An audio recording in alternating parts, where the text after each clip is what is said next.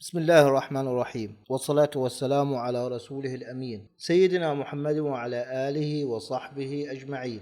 مرحبا إخوة الكرام. الكلام للمهدي، كل ما تحدث به العارفون وتحدثت به الأحاديث عن المهدي وما جاء في الرؤى وما جاء من أشياء متناقضة عن المهدي كلها مقصود بها شخصية واحدة، لا يمكن إنزال الكلام على أحد، ومن أنزل الكلام على نفسه فالذنب عنده هو وليس عند أي أحد. فلو لم تكن هناك شخصية بشرت بها الأحاديث وتكلم عنها العارفون أنها ستخرج آخر الزمان، وهذه الشخصية شخصية كبرى وشخصية تاريخية وشخصية عظيمة، لاخترع الناس 1000 شخصية حتى يروا أنفسهم فيها.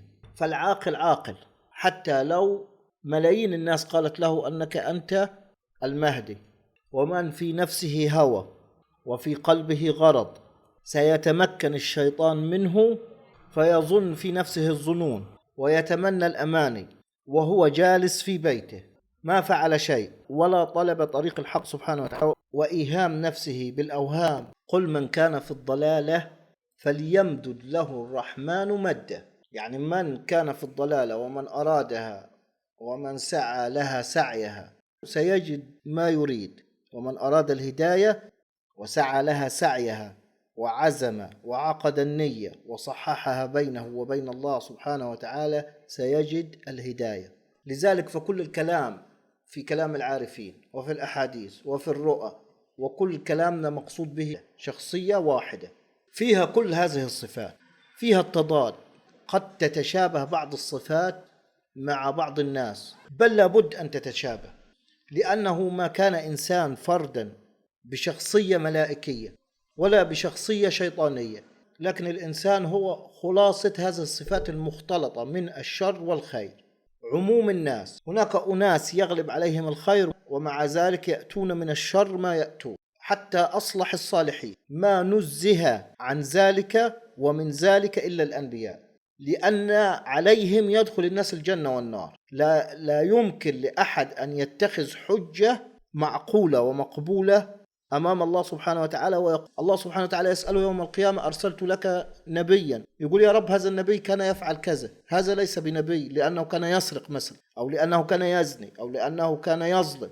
فالله سبحانه وتعالى نزه شخصيات الأنبياء لأنهم حملت رسالة، وعليهم يدخل الناس الجنة والنار، من صدقهم صدق الله عز وجل ودخل الجنة، ومن كذبهم كذب الله عز وجل ودخل النار، ومعهم من الآيات والبينات ما يؤيد ذلك ويلزم المعارض الحج. دون ذلك من الشخصيات إنما هم موطن للشر والخير، من غلب عليه الخير فهو صالح مع أنه يأتي من الشر، هناك من غلب عليه الشر مع أنه يأتي من الخير. فالإنسان بالغالب عليه، لا يوجد أبيض وأسود كما يعتقد الناس.